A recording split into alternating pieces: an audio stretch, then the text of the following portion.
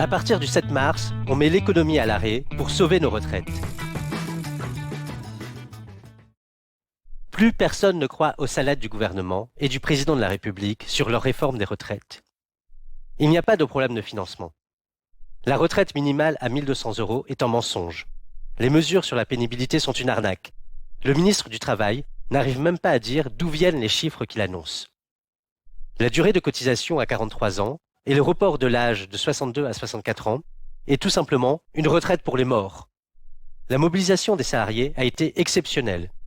Il y a d'abord eu le 19 janvier, puis le 31 janvier, puis le 11 février et le 16 février. À chaque fois, la mobilisation a été extraordinaire, avec au plus fort 2,5 millions de personnes dans la rue. Pourtant, le gouvernement reste droit dans ses bottes et veut continuer à imposer son projet. La seule réponse possible est donc maintenant de mettre à l'arrêt le pays. C'est pourquoi, si à l'appel du syndicat, les salariés décident de se mettre en grève, alors tout peut s'arrêter. Si on s'y met tous, alors les avions resteront à terre, les bateaux ne sortiront pas des ports, les écluses seront bloquées, les travaux s'arrêteront, la distribution du carburant n'aura pas lieu, il n'y aura plus de nettoyage, ni de gardiennage, et les bureaux et les services publics seront fermés.